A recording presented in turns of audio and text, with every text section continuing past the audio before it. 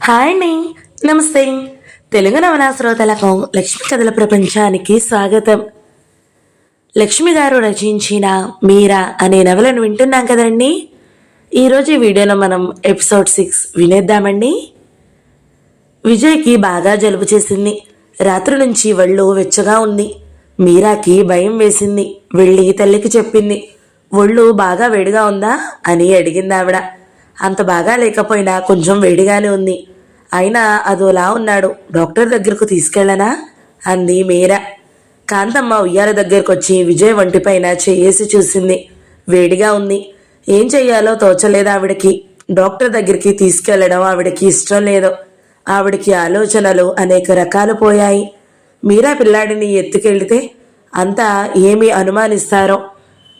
అందులో వాడు అచ్చం ఆమె పోలికే. అసలు ఊరి చివర ఈ ఇంట్లో ఎవరున్నారో చాలామందికి తెలియదు. ఈ జంటాడి గురించి ఎంతమందికి తెలుసు? చూసిన వాళ్ళు ఎవరబ్బాయి అని అడిగితే ఆమె చెప్పలేక మౌనం వహిస్తే వాళ్ళకి అనుమానం కలగదు. డాక్టర్ దగ్గరికి తీసుకెళ్ళనా? ఆమె మీరా మాటలతో ఉలిక్కిపడింది. బాగా జలుబు చేసిందంతే. కస్తూరి మాత్ర వేసి ఈ పూటకి చూద్దామంది. మీరాకు డాక్టర్ దగ్గరికి తీసుకెళ్లాలని ఉన్న తల్లి ఏమనుకుంటుందోనని ఊరుకుంది. విజయ్కి కస్తూరి మాత్రం ఏం పనిచేయలేదు. మీరా దిగాలుగా కూర్చుంది. ఎప్పుడూ ఆమె తల్లిని అన్నానికి పిలిచేది. కాఫీ టైంకి తల్లికి ఇచ్చేది. ఈరోజు ఆమె 12 దాటినా భోజనం ధ్యాస ఉన్నట్టు లేదు. ఉయ్యాల దగ్గరే కూర్చుంది. క్షణం కూడా ఒక చోట ఉండకుండా ఇల్లంతా పాకుతూ అవి ఇవి పట్టుకుని లేస్తూ పడుతూ తెగ అల్లరి చేసే విజయ్ అలా పడుకునుంటే ఆమెకి భయం వేసింది. కాంతం వచ్చింది. మీరా ఉయ్యాల దగ్గర కుర్చీలో కూర్చునుంది. మీరా, అన్నానికి రా, 12 దాటింది అంది.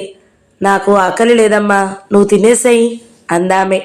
ఆకలి లేకపోవడం ఏమిటి? నువ్వు వెళ్ళి తినిరా, నేను ఇక్కడ కూర్చుంటాను అంది కాంతమ్మ ఉయ్యాల దగ్గరికి వస్తూ. ఎన్నాళ్ళకి పిలిచింది మీరా అని? 7 ఏడాది అయ్యింది. మీరా అని అన్నానికి రామ్మా అని. విజయ్ ఒళ్ళు తెలియకుండా పడున్నాడు. భయం వల్లనో ఇన్నాళ్ళకి తల్లి పెద్దగా ఆప్యాయంగా పిలవకపోయినా పిలిచిందనో మరీ రెండూ కలిసో కాని ఆమె కళ్ళల్లో గిర్రున నీళ్లు తిరిగాయి. తల్లి చూడకుండా ముఖం తిప్పేసుకుంది. నువ్వు తినేరుసిరా, నేను తర్వాత తింటాలే ఇటు తిరగకుండానే అందామె.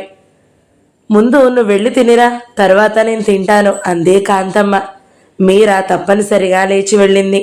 విజయ్ పుట్టిన 8 నెలల్లో ఎన్నడూ రొంపన్నా పట్టి ఎరుగడు. విజయ్ అలా పడుకోవడంతో కాంతమ్మకి ఏం తోచకుండా పోయింది. కాంతమ్మ విజయ్ని ఎప్పుడు ఎత్తుకని ఎరగదు. బామ్మగారున్నప్పుడు ఆవిడే పక్కలో పడుకోబెట్టుకుని ఒళ్ళో కూర్చోబెట్టుకుని ఆడించేది. ఆవిడ పోయాక మరీ కృంగిపోయినట్లయింది కాంతమ్మ. మీరానే అన్నీ చూసుకునేది. విజయ్ 6వ నెలలోనే పాకడం మొదలెట్టాడు. 7వ నెలలో మంచాలు కుర్చీలో పట్టుకుని నిలబడడం, అడుగులేయడం మొదలుపెట్టాడు. కాంతమ్మ కూర్చుని ఏదైనా పని చేసుకుంటుంటే విజయ్ పాక్కుంటూ వచ్చి ఆవిడని పట్టుకుని లేచి నుంచుంటాడు. చేసేవి లాగేస్తాడు. తన మంచం పైన పడుకుంటే దుప్పటి లాగేస్తాడు. జుట్టు చెవులు పీకేస్తాడు. ఎక్కువగా దా దా అంటాడు. ఎంతసేపని వాడిని తాకకుండా ఉంటుంది. మొదట్లో దూరంగా కూర్చోబెట్టేది. మీరా చూస్తుందేమోనని చూసేది. మళ్ళీ మీరా చూడనట్లే కావాలని విజయ్ని తీసేది కాదు. వాడే అమ్మను మార్చాలి, వాడి వల్లే ఆవిడ మళ్ళీ మామూలు మనిషి కావాలి అనుకునేది. వాడంత అల్లరి చేసిన ఏదో పని మిషతో దొడ్లోకి వెళ్ళిపోయేది మీరా. అలా అల్లరి చేస్తున్న విజయ్ని కాసేపు ఒళ్ళో కూర్చోబెట్టుకుని ఆడుకోవడానికి బొమ్మో లేకపోతే బిస్కెటో ఇవ్వక తప్పేది కాదు ఆవిడికి.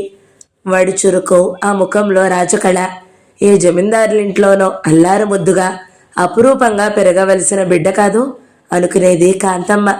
సాయంత్రం తల్లిని అడిగిందామె. తగ్గినట్టు లేదు, డాక్టర్ దగ్గరికి తీసుకెళ్ళనా? నేను తీసుకెళ్తానులే అంది కాంతమ్మ. ఆవిడ ఇందాకటి నుంచి అనుకుంటుంది తను తీసుకెళ్లాలని. మీరా తీసుకెళ్లడం ఆమెకి ఇష్టం లేదు. కాంతమ్మ 2 లంకణాలు చేసి క్రితం రోజే పథ్యం తీసుకుంది. తల్లి నీరసంగా ఉంది. తనే తీసుకెళ్లదలుచుకుంది. నువ్వెందుకు? నీకు నీరసంగా ఉంది, నేను తీసుకెళ్తాను అంది మీరా. కాంతమ్మ పర్వాలేదు, నేను తీసుకెళ్తానన్నా ఆమె వినలేదు. మీరా ఆసుపత్రి నుండి ఇంటి దారి పట్టింది. కాస్త దూరం వచ్చేసరికి జానకి ఎదురుపడింది. హాస్పిటల్కి వెళ్ళలేదా అడిగింది మీరా. లేదు, మా పిన్ని వస్తానంటే బస్టాండ్కి వెళ్ళాను, రానేలేదు. అదృష్టవంతుల్ని చెరిపేవారెవరూ లేరు, దురదృష్టవంతుల్ని బాగు చేసేవారు లేరంటారు. ఇదే కాబోలు. ఎన్నాళ్ళ నుంచో ఏదైనా సరే 30 రూపాయలైనా చాలు, ఏదైనా పని చూసి పెట్టమని ఉత్తరం మీద ఉత్తరాలు రాసేది. పోనీ నా దగ్గరకు వచ్చుండు, నాకు మాత్రం ఎవరున్నారు అంటే విన్నది కాదు. ఊరికే ఎందుకు అంటూ ఇప్పుడు చూడు, పని చూసినా రాలేదు. ఆ పని కాస్తా పోతే ఏడుస్తుంది మళ్ళీ. గబగబా చెప్పుకుపోయింది జానకి. ఏం పని? యాదాలాభంగా అడిగింది మీరా. జమీందార్ గారింట్లో ఒక ఆవిడికి వండి పెట్టి ఆవిడికి సహాయంగా ఉండాలి. ఒక మనిషి ఏమంత పని ఉంటుంది? హాయిగా నిశ్చింతగా ఉంటుందని రాస్తాను. ఈరోజు వస్తానన్నది, రాలేదు. హాస్పిటల్కా? అమ్మగారికి ఎలా ఉంది అని అడిగింది. కులాసాగానే ఉంది అంది మీరా. వస్తా, గంటలో వచ్చేస్తానని చెప్పొచ్చాను, చాలా ఆలస్యమైంది అంటూ హడావిడిగా వెళ్ళిపోయింది జానకి. 2 రోజుల్లో జ్వరం తగ్గిపోయింది విజయ్కి. 4 రోజుల్లో ఎప్పటిలా కులాసాగా ఆడుకోసాగాడు. మీరా ఈ 5-6 రోజుల నుంచి చాలా తీవ్రంగా ఆలోచిస్తుంది. నర్సు జానకి వల్ల ఆ జమీందార్ గారింట్లో ఏ ఏ పనులు చేయాలో మాటల్లో అడిగినట్లు తెలుసుకుంది. జానకి కూడా మా పిన్ని ఉత్తరం రాసింది. వాళ్ళ తోటికోడలికి ఒంట్లో బాగుండలేదట. వాళ్ళు కబురు చేస్తే వెళ్ళిందట. తను వచ్చే వరకు ఇక్కడ ఆగుతాయా చెప్పు? ఇక్కడ అమ్మగారేమో ఎవరన్నా మంచి మనిషిని చూసి పెట్టమని ఒకటే ఇదిగా చెప్తున్నారు. ఏసేని నెత్తి మీద ఉందో కానీ డాక్టర్ అమ్మగారు వంట మనిషి కావాలి అన్నప్పుడు రమ్మని రాశాను. అప్పుడు ఇలాగే ఎవరికో జబ్బుగా ఉందని రాలేదు. అయినా ఒక చోట పని ఒప్పుకున్నాక వాళ్ళకి జబ్బుగా ఉంది, వీళ్ళకి జబ్బుగా ఉందని మాటిమాటికి వెళ్ళినా బాగుండదు. ఎవరూ ఆదరించారని తెలిసి ఎందుకో అలా పాకులాడుతుంది అని చెప్పింది. పోనీ తాను ఆ పనికి ఒప్పుకుంటే? ఆవిడ ఒక్కావిడ. అమ్మ ఉద్యోగానికి ఒప్పుకోవడం లేదు. ఈ ఊళ్ళో ప్రైవేట్లో దొరికినా ఎంత? ఆవిడ చాలా మంచి ఆవిడని జానకి చెప్తుంది. అమ్మ దానికి ఒప్పుకోదు. ఏదో చిన్న అబద్ధం ఆడాలి. ఇలా కూర్చుని తింటే ఎన్నాళ్ళు వస్తుంది డబ్బు? ఇలా ఇంకో 4 రోజులు గడిచాయి. ఆఖరికి మీరా ఆలోచనలు అంగీకారానికి వచ్చినాయి. ఇందులో తప్పేమీ లేదనిపించింది మీరాకి. అలా ఓ నిర్ణయానికి వచ్చి మీరా జానకిని కలుసుకుంది. మీరా చెప్పిన సంగతి విని జానకి తెల్లబోయింది. నువ్వా? అంతా వేళాకోళం తేల్చేసింది. లేదు, నిజం జానకి, ఇందులో తప్పేముంది? అమ్మని వదిలి నేనెక్కడికో ఉద్యోగానికి వెళ్ళడానికి లేదు. అమ్మ ఇక్కడ నుండి కదలను అంటుంది. ఎలా చెప్పు? కూర్చుని తింటే ఎన్నాళ్ళు గడుస్తుంది చెప్పు అంది మీరా. నాతో వేళాకోళంగా అన్నావనుకున్నాను. అయినా ఇందులో తప్పులేదు. అయినా ఆవిడ ఎంత మంచి మనిషో చూస్తే నీకే తెలుస్తుంది. ఆవిడ పని మనుషుల్ని కూడా ఎంత ఆదరంగా చూస్తారో తెలుసా? కన్న తల్లి కూడా ఆప్యాయంగా మాట్లాడదనుకో. మరి అమ్మగారు ఒప్పుకున్నారా అని అడిగింది. అమ్మకి ఇంకా చెప్పలేదు. ఏదో ఒకటి సర్ది చెప్తాలే. ఇలా అని చెప్తే మాత్రం ఒప్పుకోదు. అక్కడికి ఎప్పుడు వెళ్దామంటారు? మీరా అడిగింది. నీ ఇష్టం. ఎప్పుడైనా ఇలాంటి టైంలోనే వెళ్ళాలి. సాయంత్రం హాస్పిటల్కి వెళ్ళాలి కదా. ముందు ఆవిడకి చెప్పి తర్వాత వెళితే బాగుంటుందేమో అంది జానకి. అవును, అదే మంచిది. ఆవిడ ఏం చదువుకుందని అడిగితే 3rd ఫార్మ్ అని చెప్పు అంది మీరా. అలాగే అంది జానకి. మీరా భయంగా అడిగింది. ఆవిడ ఏదైనా అడుగుతుందా? అడగడానికి ఏముంటాయి? ఆవిడికి ఎప్పుడు చెప్తావు? రేపు రానా మళ్ళీ? ఇప్పుడు నేను వెళ్ళి చెప్తాను. ఆవిడ కాదనదు.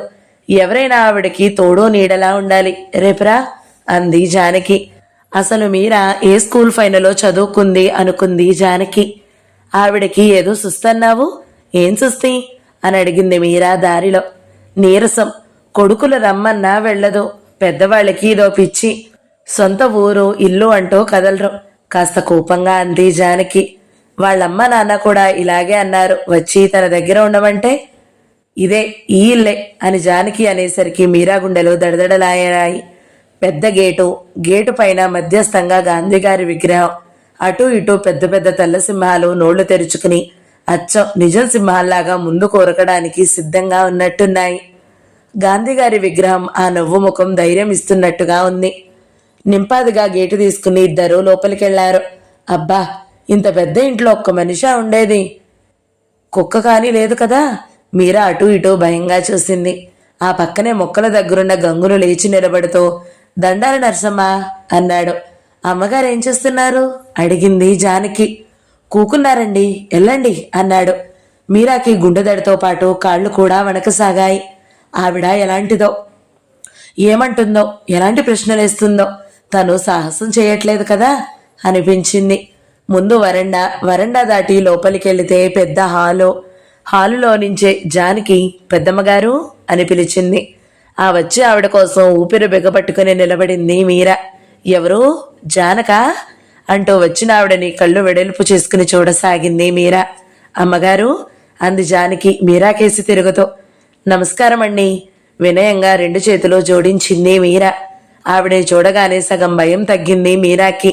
ఆవిడ ఇద్దరిని ఉద్దేశించి కూర్చోండి అన్నారు సోఫా చూపిస్తూ. జానకి కూర్చుంటూ కూర్చో అంది. మీరా కూర్చుంది. మీకు చెప్పాను ఈ అమ్మాయే అంది జానకి. మీరా గుండెలు దడదడలాడాయి. ఒక్కసారిగా కళ్ళెత్తి ఆవిడకేసి చూసింది. సరిగా ఆవిడప్పుడే మీరా కేసి చూసింది. మీరా వెంటనే తలవాల్చేసుకుంది. కాసేపు వాళ్ళు ఏవో మామూలు విషయాలు మాట్లాడుకున్నారు. మీరాకి ఆవిడ మాట్లాడే విధానం అది చూస్తుంటే కాస్త ధైర్యం కలగసాగింది. ఈ అమ్మాయి పేరేమిటి అడిగింది ఆవిడ. మీరా. మీరా జానకి ఒకేసారి చెప్పారు. మీరా అంటే మీరాబాయా అని అడిగింది ఆవిడ. జానకి తెలీదు. మీరాకి ఏం చెప్పాలో అర్థం కాలేదు. మొదట స్కూల్లో మీరా అనే వేసింది తల్లి. ఏదో ఒకటి చెప్పాలన్నట్టు అవును మీరాబాయి, మీరా అనే పిలుస్తారు. ఇంకా ఏమేం అడుగుతుందో అని భయపడ్డ మీరాకి ఇంకా ఆవిడేమీ అడగకపోయేసరికి ఆశ్చర్యం వేసింది. తర్వాత కూడా వాళ్ళిద్దరూ మామూలు విషయాలే మాట్లాడుకున్నారు. ఆవిడకి ఇష్టం లేదేమో. పెద్దవాళ్లకి సాధారణంగా ఓ అపోహ ఉంటుంది, చిన్నవాళ్ళైతే అంత అణుకువగా చెయ్యరని. అలాంటిది ఆవిడకి కలిగి ఉంటుంది అనుకుంది మీరా. మాట్లాడుతున్న ఆవిడ ఉన్నట్టుండి గుండెల మీద చెయ్యంచుకుని సోఫాలోకి జార్లబడింది. జానకి ఏమిటండి గుండెదడగా ఉందా అంటూ దగ్గరికెళ్ళింది. మీరాకి ఏం చేయాలో తోచలేదు. తను లేచి నిలబడింది. తర్వాత హాలు నలుమూలలా పరికించి చూసింది. దూరంగా మూల కొంచెం ఎత్తుగా ఉన్న స్టూలు మీద నీళ్ల కూజ, దానిమీద బోర్లించిన గ్లాసు కనిపించింది. గబగబా వెళ్లి గ్లాసులోకి నీళ్లు వంపి తీసుకొచ్చింది. జానకి మీరాని నీళ్లు తెమ్మని చెప్పాలని మీరాకేసి తిరిగింది. మీరా నీళ్ల గ్లాసుతో నిలబడింది. జానకి మీరా చేతుల్లోని గ్లాస్ అందుకుని నీళ్లు తాగుతారా అని అడిగింది. ఆవిడ తాగుతానన్నట్లు తల ఊపి గ్లాస్ అందుకుంది. ఆవిడ మళ్లీ మామూలుగా అయ్యేసరికి 15 గంట 20 నిమిషాలు పట్టింది. జానకి మీరాని బయటికెళ్ళమన్నట్లుగా సంజ్ఞ చేసింది. మీరా వరండాలోకి వచ్చి నిలబడింది. వచ్చినప్పుడు భయంతో ఉండడం వల్ల మీరా ఇటు అటు చూడలేదు గాని అలా వరండాలో నిలబడి చూస్తే పూల తోట చాలా చక్కగా ఉంది. అన్ని రకాల పూల చెట్లు మడుల ప్రకారం వేసి చేశారు. ఒక్కొక్క కళ్ళానికి ఒక్కొక్క సరదా అందుకుంది మీరా. కొంతమంది రకరకాలుగా వేస్తుంటారు. ఇక్కడ వాళ్ళు వేసిన పద్ధతి కూడా చాలా బాగుంది. చామంతుల్లో 5-6 రకాలున్నాయి. ఏ రకానికి ఆ రకం, ఒక్కొక్క రకం ఒక్కో మడి ప్రకారం వేశారు. అలాగే కనకంబరాలు, ఇతరవీను చుట్టూరా అంచుల గులాబీ అంట్లు ఉన్నాయి. ఎక్కువగా గులాబీ చెట్లే ఉన్నాయి. ఆవిడకి ఎక్కువ గులాబీ చెట్లంటే ఇష్టమేమో అనుకుంది మీరా. మీరా నెమ్మదిగా మెట్లు దిగి కిందకొచ్చింది. ఉన్న పూల చెట్లన్నీ ఒక ఎత్తు, ఈ గులాబీ చెట్లు ఒక ఎత్తు అనిపించింది మీరాకి. కాస్త అటూ ఇటూగా ఓ 100 గులాబీ చెట్లు ఉంటాయి అనిపించింది. మీరా అని జానకి పిలిచింది. పరధ్యానంగా ఉన్న మీరాకి వినబడలేదు. నర్సమ్మ గారు పిలుస్తున్నారండి అన్నాడు గంగులు. మీరా కంగారుగా లోపలికొచ్చింది. తోట చూస్తున్నావా ఏమీ ఎరగనట్టే అడిగింది జానకి. అంది మీరా. అమ్మగారు ఎన్నింటికి రాగలవు అంటున్నారు అంది జానకి. మీరా ధైర్యం చేసి ఆవిడకేసి తిరిగి అంది. మీరు ఎన్నింటికి రమ్మంటే అన్నింటికి వస్తానండి. మీ అమ్మగారు సుస్థి మనిషిని చెప్పింది జానకి. ఇంటి దగ్గర పని చూసుకుని ఎన్ని గంటలకి రాగలవు? 8 గంటలకి రావచ్చా అండి? అందావిడ. అంతకన్నా ఏం మాట్లాడలేదు. రాత్రి భోజనాల దగ్గర తల్లితో అంది మీరా. అమ్మా నువ్వు ఏమీ అనుకోకపోతే ఓ మాట చెప్తాను. కాంతమ్మ ఆశ్చర్యంగా తలెత్తింది. ఏమిటి అంది. జమీందారు గారట, నీకు తెలుసా అని అడిగింది. ఏమో ఎవరో, ఈ ఊళ్ళో ఎవరూ నాకు తెలియదు. దొడ్డమ్మ చెప్పినట్లు కూడా నాకు గుర్తులేదు. ఏం అంది. వాళ్ళ అబ్బాయి కోడలు అమెరికా వెళ్లారట. వాళ్ళ 2 పిల్లలు ఇక్కడ వాళ్ళ మామగారి దగ్గర ఉంటున్నారు. ఏమిటన్నట్టు చూసింది కాంతమ్మ. ఇంకా వాళ్ళు 3 ఏళ్ల వరకు రారట. అయితే అన్నట్లు చూసింది కాంతమ్మ. పిల్లలకి చదువు చెప్తూ వాళ్ళని స్కూలుకు పంపడం, వాళ్ళని సరిగా చూస్తూ ఉండాలట. కూతురు చెప్పేది ఆవిడకి అర్థం కాలేదు. ప్రశ్నార్థకంగా కనుబొమ్మలు ముడిచింది. అదే పెద్ద కష్టమేం కాదు, ఆవిడ 2 పిల్లలు, ఇంకెవ్వరూ లేరు, పెద్ద కష్టమేం కాదు కదా అని ఒప్పుకున్నాను అనుకుని తల్లికి గబగబా చెప్పేసింది మీరా. కాంతమ్మ మాట్లాడలేదు. ఇంకా మీరా ఏమీ మాట్లాడలేదు. మీరా ఆమె నిశ్శబ్దంగానే పనులు చేసుకుంటున్నారు. మీరా పడుకోబోయే ముందు తల్లి దగ్గరకు వచ్చింది. ఏమంటావమ్మా అని అడిగింది. నువ్వు ఒప్పుకొని వచ్చాక నేను అనేదేముంది అంది కాంతమ్మ.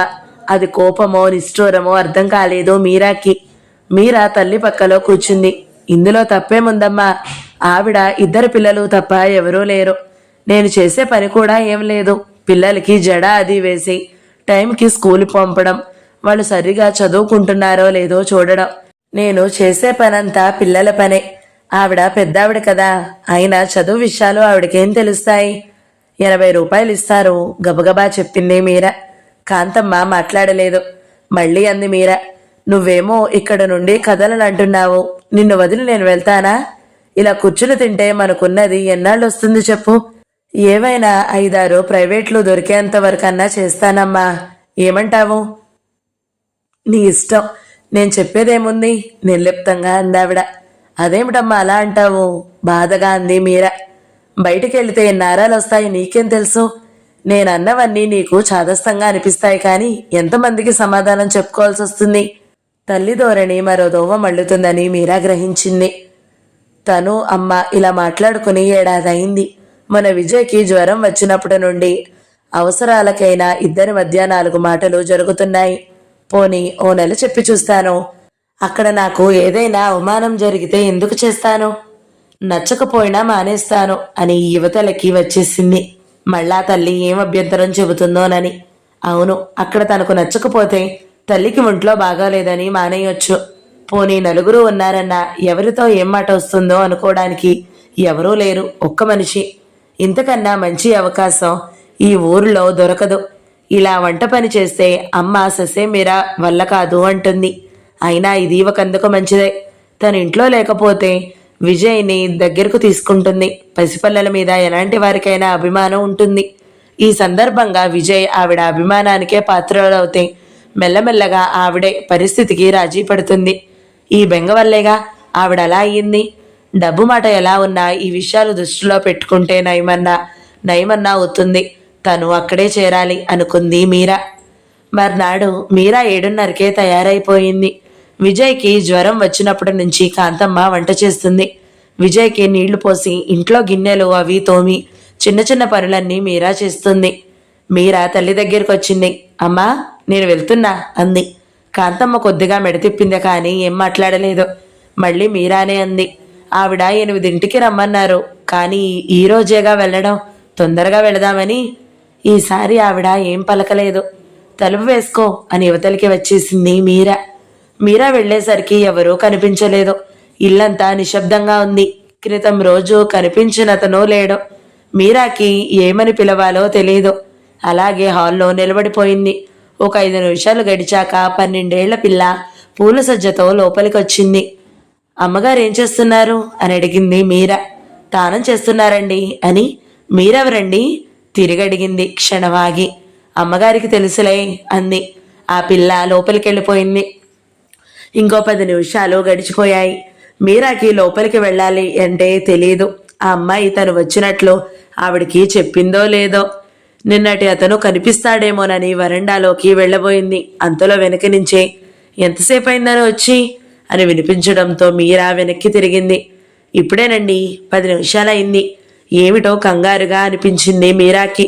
ఆవిడ ఇలారా అంటూ లోపలికి దారి తీసింది. మీరా ఆవిడ వెనకాలే వెళ్ళింది. హాలు దాటితే పొడుగ్గా వరండా ఉంది. దాన్ని దాటి భోజనాల హాలు, దాన్ని ఆనుకుని వంటగది, వంటగదిలో నుంచి స్టోర్ రూమ్లోకి దారి ఉంది. వంటగదిని ఆనుకునే పూజ గది ఉంది. ఇంకా ఎన్ని గదులున్నాయో మీరా చూడలేదు. బయట ఉన్న బాత్రూం కాక భోజనాల హాలుని అనుకుని మరో బాత్రూం ఉంది. మీరాని ఆవిడ వంటగదిలోకి తీసుకెళ్ళింది. నేను పూజ చేసుకుని వస్తాను, ఇదిగో పాలు, ఆ డబ్బాలో గోధుమ రవ్వ ఉంది, జావ కాచి అని చెప్పి ఆవిడ వెళ్ళిపోయింది. మీరా ఆవిడ చెప్పింది చేసి ఇంకేమన్నా పని ఉంటుందేమోనని చూసింది. చేయడానికి ఏం కనిపించలేదు. పూజకి ఆవిడికి ఏదైనా ఇయ్యాలేమో, ఏమర్థం కాలేదు. అలాగే నిలబడిపోయింది. అర్ధగంట గడిచిపోయింది. ఆవిడ పూజ గదిలో నుంచి యువతలికి వచ్చింది. కొబ్బరి ముక్క పువ్వు మీరాకిచ్చింది. మీరా భక్తిగా కళ్ళకద్దుకుంది. మీరాకి మాటిమాటికి విజయ్ ఏం చేస్తున్నాడో, ఏడుస్తున్నాడేమో అనిపించింది. ఇటు ఏం చేయాలో తను కలలో కూడా ఊహించుకొని పనిలో చేరింది. ఏం పొరపాటు జరుగుతుందో, ఎలాంటి మాట వస్తుందోనని కంగారుగా, భయం. అటు విజయ్ ఏం చేస్తున్నాడోనని ప్రాణం కొట్టుకుంటుంది. పని చేస్తూ చేస్తూ విజయ్ ఏడుస్తున్నట్టు భ్రమపడి కంగారుగా పని ఆపి 4 అడుగులు వేసి తమాయించుకోవడం, ఆవిడ ఎక్కడ చూస్తుందోనని, ఏమిటి అని అడుగుతుందోనని భయం. ఆ రోజంతా అలా గడిచిపోయింది. 4 రోజులు గడిచేసరికి మీరాకి ఏ వేళకి ఏం చేయాలో తెలిసిపోయింది. వారం తిరిగేసరికి ఆవిడ దగ్గర బాగా చనువుగా మాట్లాడసాగింది. ఆ ఇంటిలో పనికి వెళ్తున్నాననే ఆలోచనే కలగలేదు. ఎవరో పక్కింటికి వెళ్ళి కాసేపు కూర్చుని వచ్చినట్లుగా అనిపిస్తుంది మీరాకి. 8ంటికి వెళ్ళిన మీరా ఆవిడికి పూజ అయ్యేసరికి 9 అవుతుంది. పూజకు సిద్ధం చేసి, పూజ అయ్యి నైవేద్యం టైంకి ప్రసాదం సిద్ధం చేయాలి. ఆవిడ పూజ చేసుకుని వచ్చేసరికి కప్పు గోధుమ జావా సిద్ధం చేయాలి. ఆ తర్వాత వంట. 11 అయితే ఆవిడ భోజనం చేసేస్తుంది. ఆ తర్వాత ఖాళీయే. 12:30కి మీరా ఇంటికి వచ్చేసి 2:30కి మళ్ళా వెళుతుంది. మధ్యాహ్నం ఏ పుస్తకమో చదివి ఆవిడకి వినిపించాలి. అసలు ఈ కాస్త పనికి 80 రూపాయలు ఇచ్చి ఎందుకు పెట్టుకుందో మీరాకి అర్థం కాలేదు. వంటకి అంటే ఒక్క మనిషే కదా, 30 ఇస్తుందనుకుంది. జానకి 2 పూటలా భోజనం పెట్టి 40 ఇస్తారని చెప్పింది. అందుకే మా పిన్నికి రాశాను. నువ్వు అక్కడ భోజనం చేయవని చెప్పాను, 80 ఇస్తారని చెప్పాక మీరా తెల్లబోయింది. ఓ రోజు శాంతమ్మ గారింటి దగ్గర నుండి ఇంటికి వెళుతుంటే దారిలో జానకి కనబడి, ఏమిటి సంగతులు, ఎలా ఉందక్కడ అని అడిగింది. సంగతులు ఏం లేవు గాని అసలు బొత్తిగా పని లేదక్కడ. మా ఇంట్లో ఉన్నంత పని కూడా లేదు. ఒక్కొక్కసారి అనిపిస్తుంది డబ్బు ఎక్కువగా ఉండి పెట్టుకున్నారా అని అంది. పెద్దగా పనే ఉండదు, నేను మొదటే చెప్పానుగా. ఆవిడకి సహాయంగా ఉండాలి, ఒక్కదానికి ఏం తోచదు. ఒకటే గుండెదడ మరి. నిన్న మధ్యాహ్నం వచ్చాను నేను అక్కడికి, అప్పటికీ నువ్వు ఇంకా రాలేదు. ఆవిడ ఏమన్నారు, తన గురించి ఏం చెప్పిందా అని ఆతృతగా అడిగింది మీరా. ఏమంటారు, నవ్వింది జానకి. నువ్వు చాలా పనిమంతురాలువట, అలాగే బుద్ధిమంతురాలువట కూడాను. ఈ కాలంలో పుట్టవలసిన దానివి కాదట. మీరా తేలిగ్గా ఊపిరి పీల్చుకుంది. పోనీ ఆవిడకు ఇంకో మనిషి అవసరం లేదు. వద్దు అనుకునే వరకు తను అక్కడే ఉంటుంది. తనకి అక్కడికి వచ్చినప్పటి నుంచి నిశ్చింతగా ఉంది. తల్లి ఓ మూల ముడుచుకుని పడుకుంటే తనో చోట నిమిషాలు లెక్క పెట్టుకుంటూ కూర్చునేది. ఏ పనైతేనే అనుకుంది మీరా. మళ్ళీ జానకి అంది, ఆ అమ్మాయికి ఇక్కడ ఉండడానికి కుదరదు, కానీ ఉంటే నాకు చాలా కాలక్షేపం అవును అన్నారు. నీకు వీలన్నప్పుడల్లా అక్కడే గడుపుతూ ఉండు అంది. అలాగే అంది మీరా. జానకి వెళ్ళిపోయింది. జానకి చెప్పింది అక్షరాల నిజం. కన్న తల్లి కన్నా అభిమానంగా ఆప్యాయంగా మాట్లాడుతుంది ఆవిడ. ఈ ఊళ్ళో ఇంతకన్నా మంచి ఉద్యోగం దొరకదు. నిజంగా ఈ పరిస్థితుల్లో ఇది తన అదృష్టమే. తను ఇలా రావడం అమ్మ విజయ్ని దగ్గరికి తీస్తుంది. 4 రోజులు గడిచిపోయాయి. మీరా సాధ్యమైనంత వరకు 12ంటికి ఇంటికొచ్చేసి మళ్ళీ 2 గంటలకే వచ్చేస్తుంది. ఒకసారి మాటల్లో శాంతమ్మ గారంది, ఇంత ఇల్లుంది, మీ అమ్మగారిని తీసుకుని ఇక్కడికి వచ్చేయకూడదు మీరా. మీరా శాంతమ్మ గారు అది వరకు 1కి 2 సార్లు అన్నప్పుడు ఎందుకండి అంటూ నవ్వి తప్పించుకుంది. శాంతమ్మ గారు, ఏం మీ అమ్మగారు ఒప్పుకోలేదా? ఒకసారి నేను చెప్పి చూడనా, పోనీ తీసుకురా ఇక్కడికి చూడ్డానికి అంది. అబ్బే ఎందుకండి, నీకు చాలా దూరం, ఇంత దూరం నడవద్దు. అది కాదండి, అమ్మకి నేను ఇలా చేరినట్టు తెలీదు అంటూ తన తల్లికి ఏమని చెప్పి చేరిందో తెలిపింది. ఇంక నేను పిల్లలకి పాఠాలు చెప్పుకుంటున్నానని అనుకుంటుంది. అసలు దానికే అమ్మ ఒప్పుకోలేదు అని చెప్పింది. చెప్పకపోతే ఆవిడ ఏమనుకుంటుందో. ఇన్నిసార్లు ఇంత ఇదిగా చెప్పినా అంత గర్వమా అని అనుకుంటుందేమోనని మీరాకి భయం వేసింది. పోనీ మెట్రిక్ కట్టలేకపోయావా ఆవిడ జాలిగా అంది. మీరా మాట్లాడలేదు. అసలు ఎంతవరకు చదువుకున్నావు అడిగింది మళ్ళీ. ఏదో మామూలు చదివేనండి సనుగుతున్నట్లుగా అని అక్కడి నుంచి వెళ్ళిపోయింది.